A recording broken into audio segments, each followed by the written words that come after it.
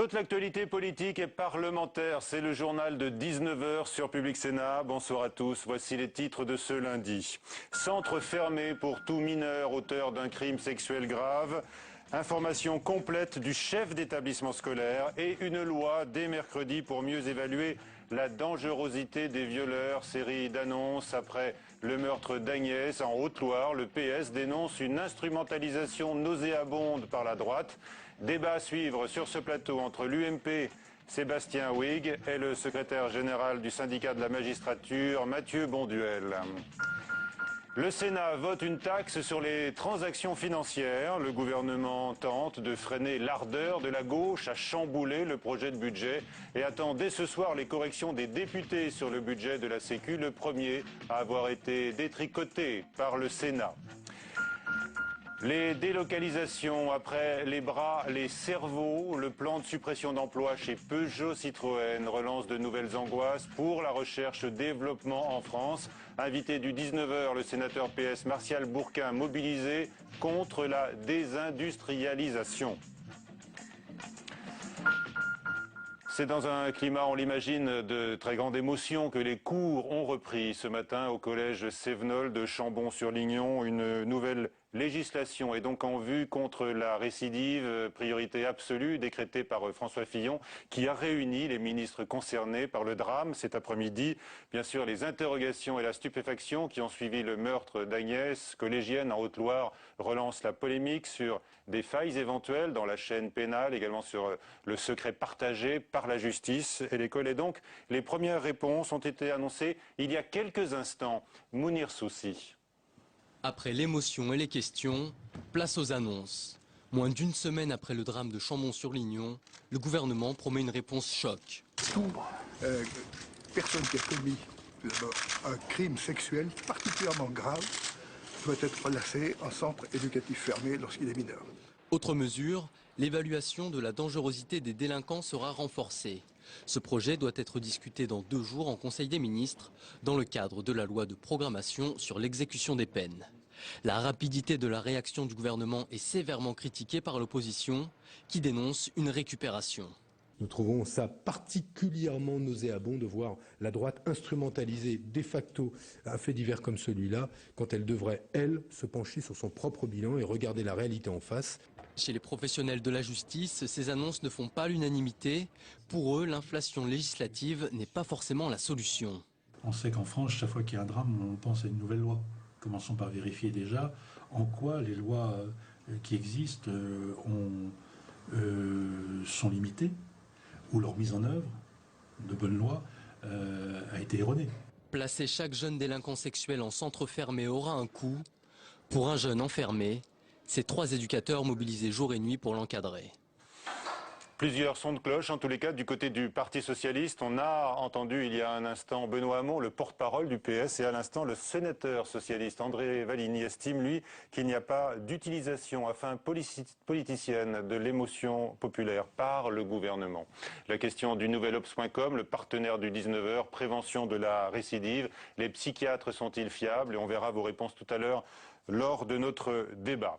Certains maires, on le sait, entraînés notamment par Jacques Pélissard, le président de l'Association des maires de France, réclament depuis quelques années une meilleure information des élus locaux sur la présence dans leur commune d'un condamné pour fait grave. Le sujet sera peut-être abordé à nouveau à partir de demain lors du congrès des maires de France qui s'ouvre, porte de Versailles. On va voir sur ces images le maire de Paris aujourd'hui, Bertrand Delanoë, accueillir des élus ultramarins. Le congrès des maires de France à suivre donc tout au long de la journée de demain sur Public Sénat avec Pierre-Henri Gergonne. La crise et la réforme territoriale seront les 2 grands sujets abordés. Au Sénat, le projet de loi de finances continue d'être modifié et la gauche s'offre une vitrine pédagogique pour dire comment elle appliquerait la rigueur. Plus de recettes fiscales d'un côté, et d'ailleurs une taxe sur les transactions financières a été votée, et de l'autre un peu moins de coupes dans les dépenses. Ainsi, les collectivités locales que le gouvernement veut mettre à contribution seraient totalement épargnées par la gauche. Sandra Cerquera. Faire participer les collectivités au nouveau plan de rigueur, impensable pour la nouvelle majorité. Car pour les élus, les finances des départements se dégradent à cause du désengagement de l'État. Alors comment leur demander plus? Gérard Miquel, président du Conseil général du Lot, dit ne pas pouvoir réduire davantage les dépenses. Mettre ces collectivités à contribution, c'est faire en sorte que ces collectivités cessent ou réduisent fortement leur investissement. Nous devons maintenir le soutien aux collectivités, l'amplifier dans certaines conditions et mettre en place des politiques de péréquation adaptées. Une gauche à côté de la réalité, estime l'opposition.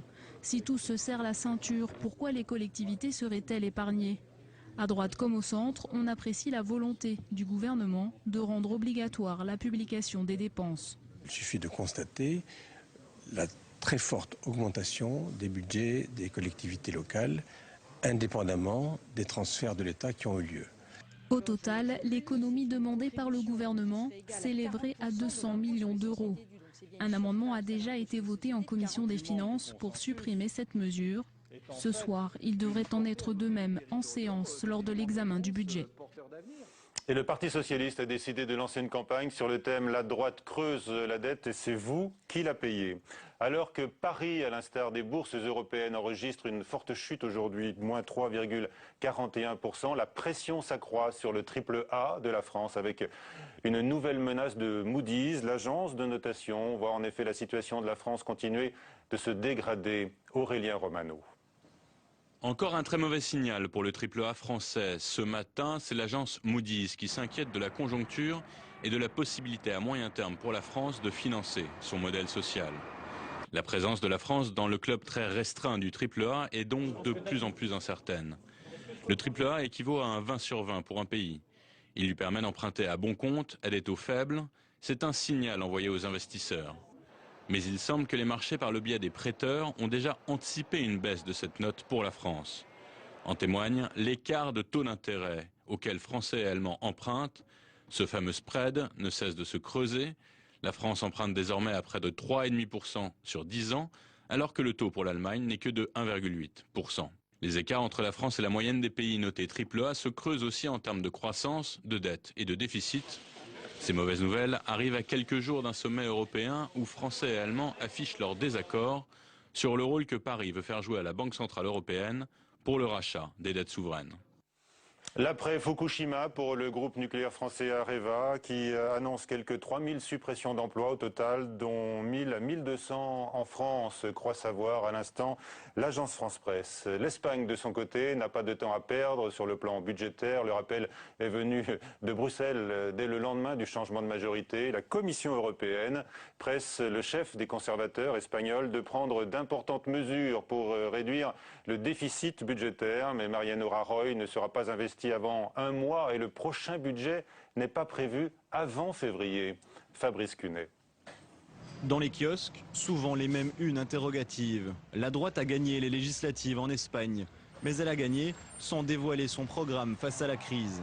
Mariano Rajoy, le nouvel homme fort du pays, a simplement promis des coupes budgétaires partout où elles seraient possibles. Seule concession, cette nouvelle cure d'austérité ne devrait pas toucher le pouvoir d'achat des retraités ou les indemnités chômage. Bref, l'Espagne est dans le flou. L'électorat a signé un chèque en blanc au Parti populaire. On ne sait pas où il va l'investir. Avec le programme électoral neutre et vide qu'il proposait, tout est possible. On ne sait vraiment pas ce qu'ils vont faire. Seule réforme annoncée, une réduction fiscale pour les PME qui représentent l'essentiel du tissu économique espagnol. Une annonce déjà jugée insuffisante pour un pays qui se cherche une activité capable de prendre le relais de la construction comme locomotive de sa croissance. Pour le reste, taxes, impôts, TVA, les Espagnols s'attendent à des hausses en série dans ce que Mariano Rajoy qualifie de guerre à la crise. Nouvel appel à manifester demain contre le pouvoir militaire en Égypte, alors que 22 morts sont à déplorer à l'issue d'une troisième journée d'affrontements, notamment en place Tahrir, au Caire. Les jeunes de la révolution qui ont fait tomber Moubarak ont en la personne du maréchal Tantaoui, le chef d'État, de fait une nouvelle bête noire. Les invités du 19h, Sébastien Huyghe est avec nous. Bonsoir, vous êtes membre de la jeune garde de l'UMP, en vue de 2012, notamment député du Nord et spécialiste de l'encadrement des mineurs délinquants. Avec nous également Mathieu Bonduel, bonsoir, secrétaire général du syndicat de la magistrature. On veut éviter toute politisation. C'est le père d'Agnès, l'adolescente tuée la semaine dernière, qui le déclare il y a un instant. Est-ce qu'il est entendu, Sébastien Huyghe? Oui, bien évidemment. Simplement, quand il se passe un fait divers de cette ampleur, de cette atrocité, et d'abord je voudrais avoir une pensée pour la famille de la petite Agnès, et puis de l'ensemble de ses proches, de ses camarades d'école. On l'a vu dans le reportage tout à l'heure, il y a une vraie émotion. Après, notre responsabilité à nous, politiques, c'est de prendre des mesures pour faire en sorte que ça n'arrive plus. Et donc, c'est au regard de cette expérience que l'on voit s'il y a des failles dans la loi, dans la réglementation, et puis qu'on vient combler ces failles de manière à ce que ce genre de faits divers ne se produise plus jamais, que plus aucune famille n'a à déplorer. Alors on va revenir sur les mesures, puisqu'elles ont d'ores et déjà été annoncées tout à l'heure par le Premier ministre. Mathieu Bonduel, sur ce risque de politisation évoqué par le père d'Agnès. Alors nous l'avons vu dans ce journal qu'au Parti socialiste, manifestement, il y a plusieurs voix qui s'expriment sur ce risque-là. Écoutez, ce risque, en tout cas, est réel en tant que risque, puisqu'on a vu beaucoup d'affaires dramatiques instrumentalisées par les personnes qui sont actuellement au pouvoir. Donc je comprends que certains le craignent. Maintenant, qu'il y ait une prise en charge politique de cette affaire, ça paraît légitime. Qu'il y ait une enquête administrative qui ait été diligentée par le ministre de la Justice, c'est légitime. Je regrette qu'elle ait été annoncée par le ministre de l'Intérieur. Comme souvent dans notre pays, le ministre de l'Intérieur se prend pour le ministre de la Justice, mais évidemment qu'on veut en savoir plus. La question quand même qui est posée, c'est de savoir s'il n'y a pas autour de cette affaire une forme de mensonge quand même qui commence déjà à poindre, comme souvent malheureusement dans ce type de drame. De la part de qui ? Écoutez, notamment de la part de ceux qui nous gouvernent, et je l'ai encore entendu dans les propos de M. Huyghe, c'est quand on vient nous dire, nous allons faire en sorte que ce genre de fait n'arrive plus jamais. C'est-à-dire qu'on vient dire aux gens, on vient faire croire aux Français qu'on va abolir la récidive. Ce serait aussi absurde que si on disait on va abolir le crime. Ce qui ne veut pas dire qu'il ne faut rien faire, mais ça veut dire arrêtons d'utiliser ce type de choses pour dire qu'on va faire quelque chose alors qu'en réalité on va voter une énième loi qui d'ailleurs certainement n'aura pas les moyens de son application. Sébastien Huyghe, alors sur ce point, le risque zéro n'existe pas, sauf que nous devons prendre toutes les précautions pour que le risque soit le plus faible possible, tout simplement. Ça veut dire faire une loi après chaque fait divers qui frappe légitimement l'opinion? Ça veut dire regarder l'état de notre législation et voir s'il y a des failles. La délinquance évolue sans arrêt, en permanence.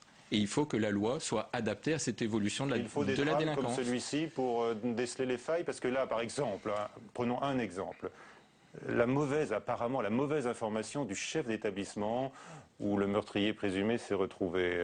On est quand même très surpris que ça se passait dans une sorte de secret. Aujourd'hui, il est interdit de dire au chef d'établissement la raison pour laquelle le jeune a été incarcéré.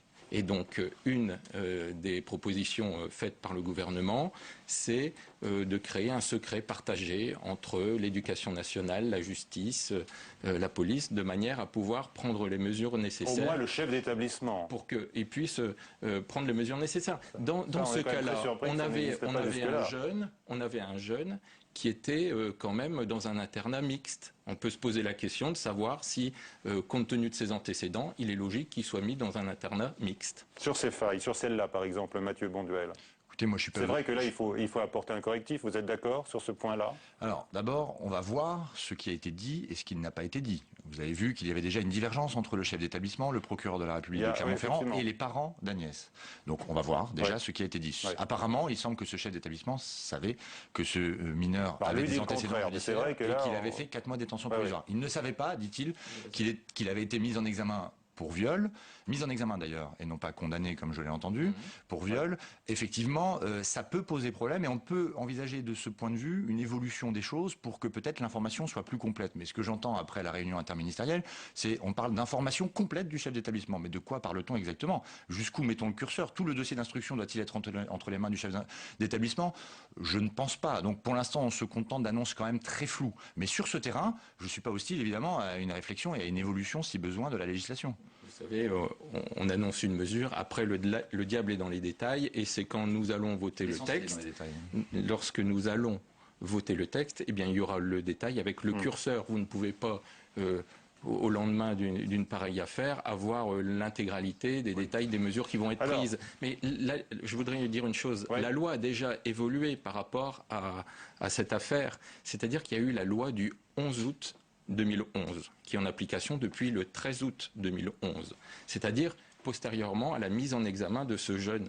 Oui. Et cette loi prévoit que dans le cadre du contrôle judiciaire, eh bien, le jeune aurait pu être mis dans un centre éducatif fermé. Cette possibilité a été ouverte postérieurement, malheureusement, alors, mais c'est pourtant ce qu'annonce aujourd'hui fait. le garde des Sceaux. Il a annoncé, comme une mesure nouvelle, qu'il y aurait désormais le centre fermé pour les mineurs auteurs de crimes sexuels avant leur jugement. Oui, aujourd'hui, c'est une possibilité. La loi et là, ça devient obligatoire. 2011, c'est une possibilité. Ça change. Il pourrait effectivement être fait en sorte que ce soit systématique. Vous êtes d'accord, vous, élu de la République? Moi, je pense qu'à partir du moment où on peut protéger la société de tels faits, il faut prendre les mesures adéquates. Qu'en pense Mathieu Bonduel? Un centre fermé donc pour les mineurs auteurs de crimes sexuels graves avant jugement. Vous êtes d'accord ou pas? Mais déjà, gare quand même à l'escroquerie politique. Ça fait quand même 10 ans que les mêmes personnes nous gouvernent sur ces sujets-là.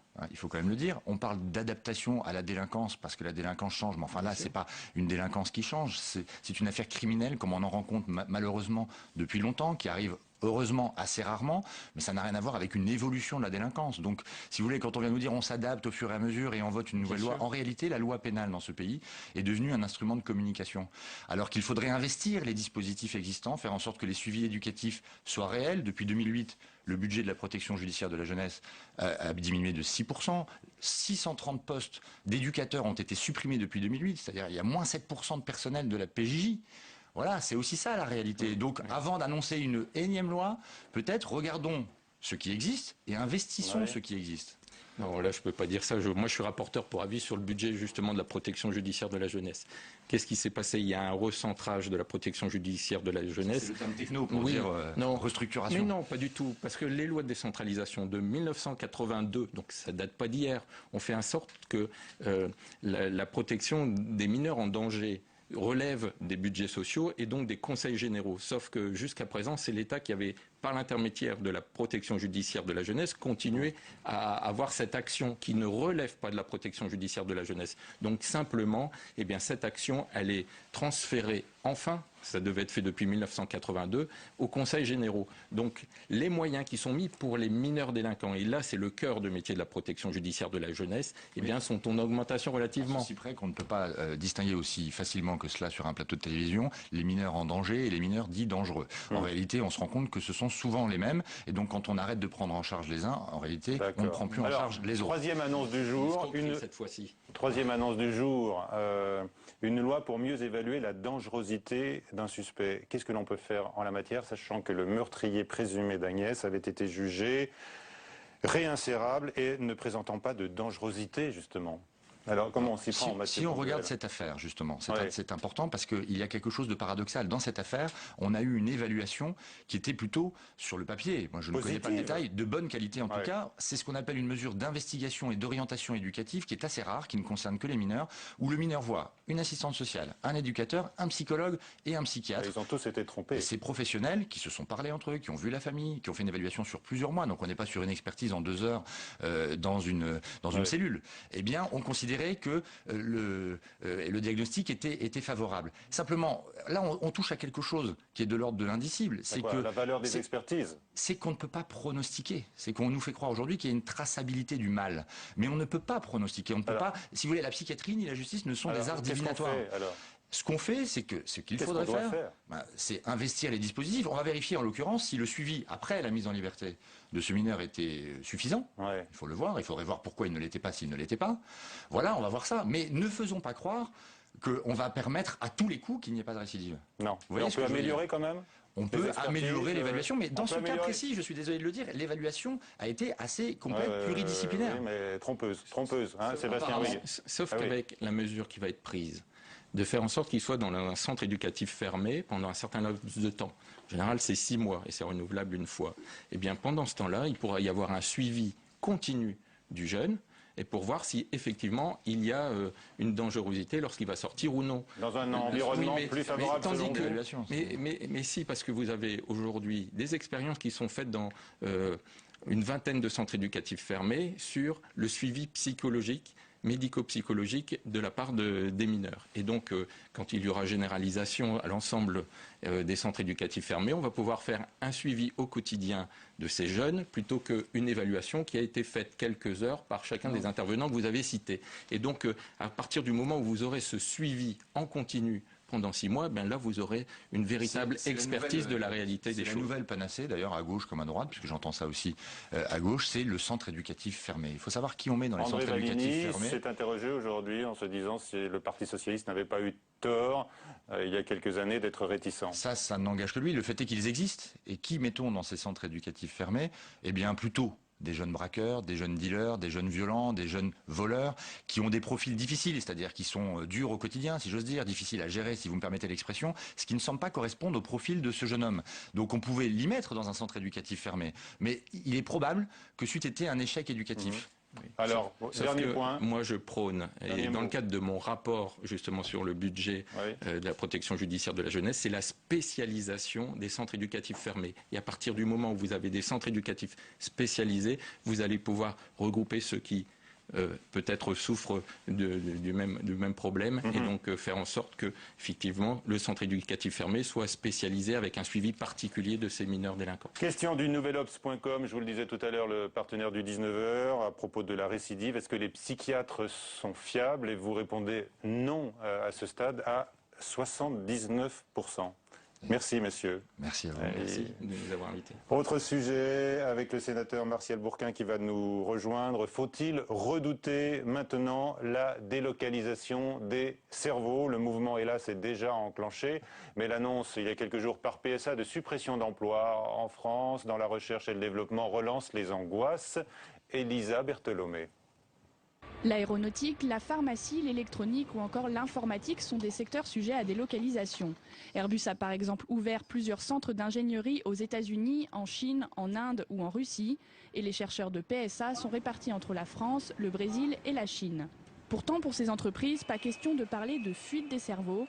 L'argument est tout autre. Il s'agit de répondre au mieux à la demande locale en tenant compte des particularités de chaque client. Je crois que les arguments donnés par les industriels sont assez simples. Ils disent là où il y a le marché, Brésil, Asie, Europe de l'Est, eh bien il faut mettre des laboratoires. Donc la logique industrielle est respectée, c'est-à-dire on met la recherche et l'innovation à proximité de l'industrie. En France, pour pallier ces délocalisations de matières grises, les experts suggèrent 2 solutions. Attirer les jeunes diplômés en allouant plus de crédits à la recherche et à l'enseignement, mais aussi réorienter l'innovation vers de nouveaux secteurs. En tête, les énergies renouvelables, le transport et la médecine. Bonsoir Martial Bourquin, Bonsoir. Sénateur socialiste du Doubs, auteur d'un rapport sur la désindustrialisation. Alors est-ce que d'abord vous êtes rassuré par les propos de Philippe Varin, le patron de PSA? Il explique que l'on étoffe certes dans son entreprise la recherche-développement en Chine et en Amérique latine, mais pour être plus près des marchés, et il ne faudrait pas y voir un abandon national. Je pense que quand on supprime 5 à 6 000 emplois, dont plus de 4 000 sur le territoire national, c'est amputer les possibilités et surtout aujourd'hui on sait très bien l'importance qu'a la recherche-développement dans les process de fabrication. Et il ne faut pas nous présenter des mesures comme celle-là comme des mesures rassurantes. Non, dans aucun cas. J'écoutais tout de suite le reportage et on disait qu'il fallait aller vers les marchés émergents parce qu'il y aurait plus de croissance. Je crois que déjà on a complètement intériorisé en Europe qu'il fallait des politiques d'austérité et que les marchés baisseraient. Et là, c'est très dommageable. Aujourd'hui, la crise de la dette que nous rencontrons, c'est autant une crise des recettes qu'une crise des dépenses. Et l'Europe, c'est Joseph Stiglitz qui disait ça, un prix Nobel, a besoin de croissance. Et je pense qu'il faut se préparer à cette nouvelle croissance. Mais secondement, je pense que le gouvernement a proposé de baisser la taxe professionnelle, de supprimer la taxe professionnelle. Quand il met le crédit impôt recherche, qui est un crédit important, 4 milliards d'euros, lorsqu'il fonctionne au niveau fiscal, les grands groupes, à hauteur de 8%, alors que les petites et moyennes entreprises en payent 33%, on est en droit de demander à ces grands groupes d'investir le sol national. Mais ce sont des grands groupes, vous dites nationaux, mais ce sont des multinationales. On parle de l'automobile, on parle de la pharmacie, on parle d'Airbus aussi, qui également a délocalisé ses cerveaux, enfin en tous les cas qui a créé des centres de recherche en Chine. Mais qu'on s'entende bien. Alors pourquoi d'abord? Pourquoi est-ce qu'elles le font, ces multinationales? Voilà, qu'on s'entende bien. Oui. Nous ne sommes pas contre que des multinationales et des entreprises dans les marchés émergents. Simplement, comment se fait-il qu'au moment où PSA annonce ses suppressions d'emplois, Volkswagen annonce de l'embauche. Alors on va me dire, il a plus vendu. 10% de hausse, effectivement. Et puis Daimler-Benz promet la garantie de l'emploi pour des années à ses salariés. Mais comment se fait-il que Volkswagen fabrique 55% de sa production en Allemagne, PSA 34, Renault 20 ? Il y a là un vrai problème. Lorsque le sol national, lorsque le gouvernement, lorsque l'État met autant de moyens dans les politiques économiques.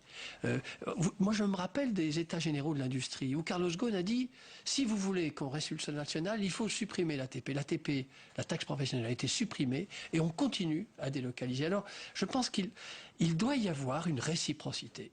Ces grands groupes ont beaucoup d'aides de l'État, pas assez nos PME. Nos PME n'ont pas assez d'aides.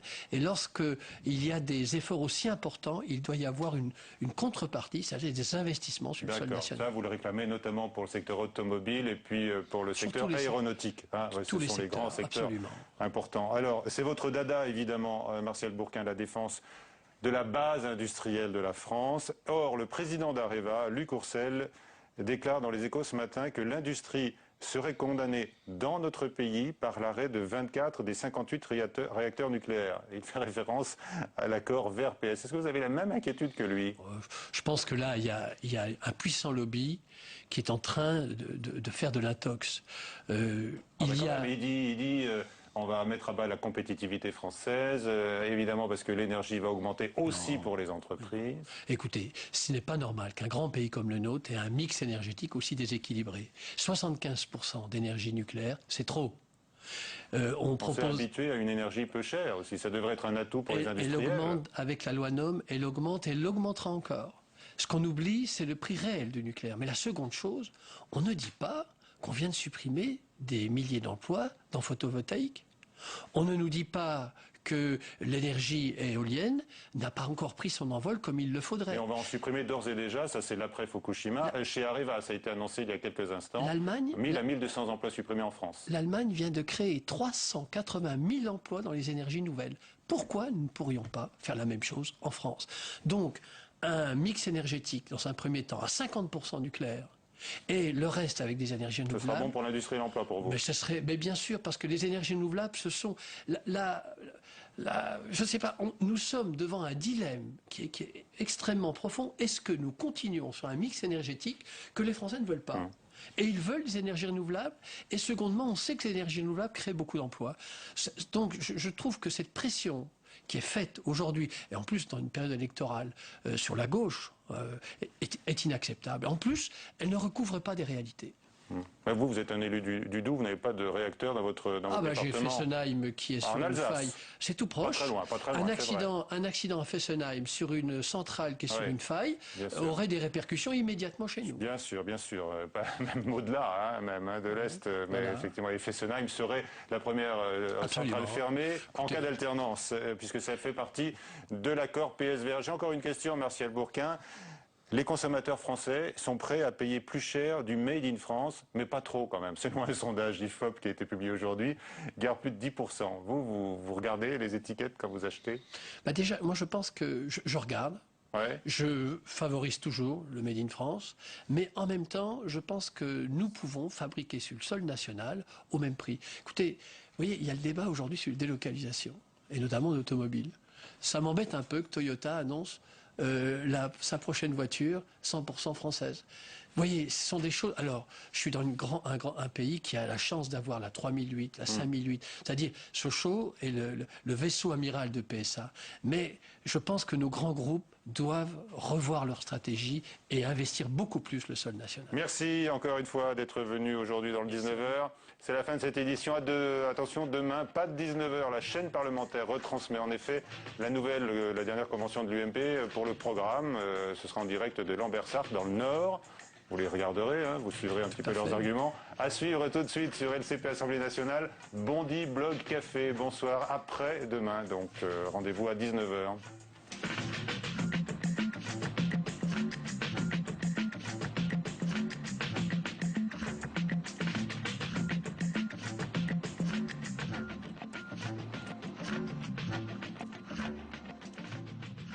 Bienvenue à Bibliothèque Médicis. Bibliothèque Médicis, c'est ça, c'est la curiosité, l'intérêt pour les créateurs, pour les artistes. C'est l'envie d'admirer, comme disait Camus, et de partager avec vous ces coups de cœur.